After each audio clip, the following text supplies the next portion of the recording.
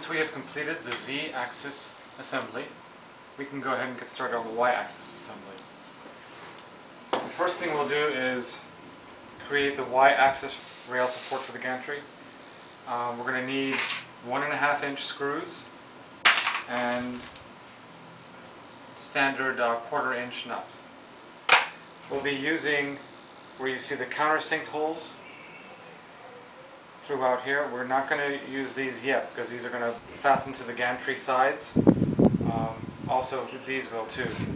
You'll see that there are slots cut out for the gantry side, for one side, for the ability to reposition it.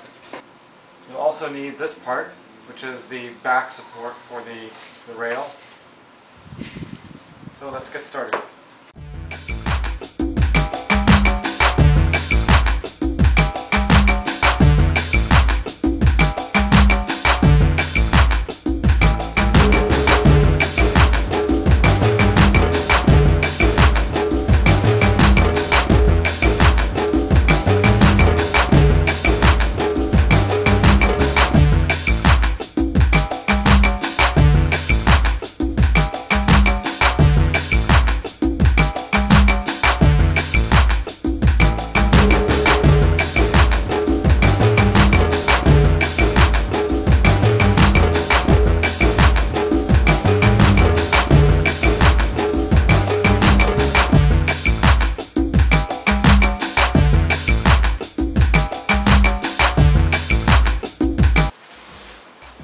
This support will serve as a main back support, so there isn't any flexing.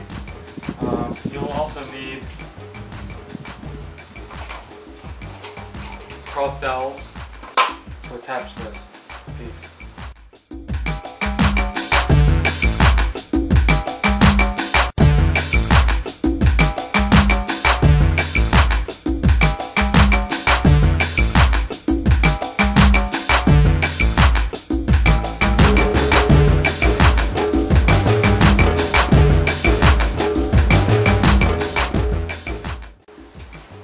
There.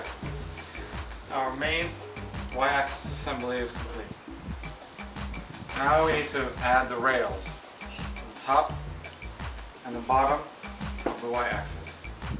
So place the top rail flush with the front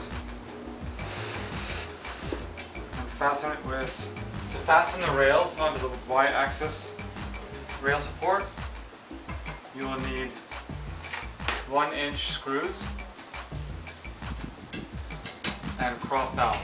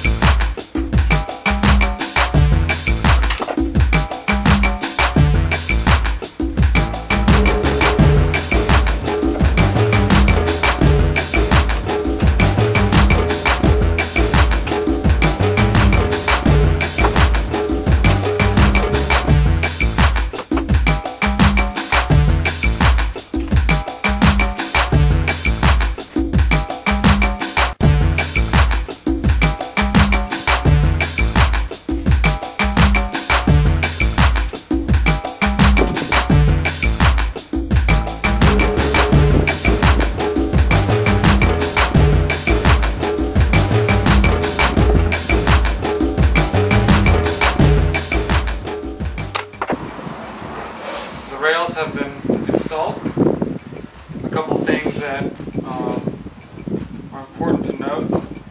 These do not get attached to the rails, because we are going to attach the y-axis lead screw and motor mount to these ends. Let's go ahead and get started on that now.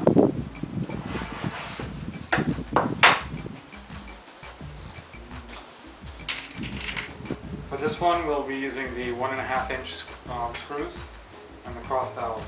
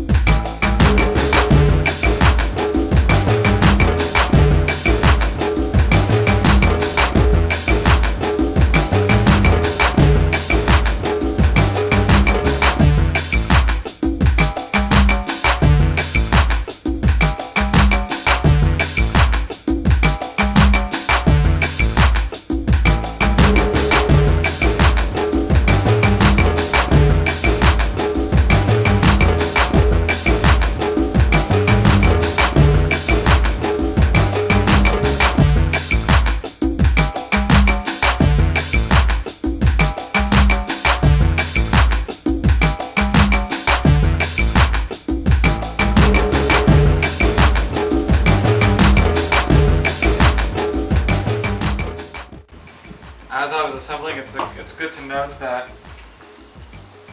this will not be used, this hole. We won't have a cross dowel area to put that in.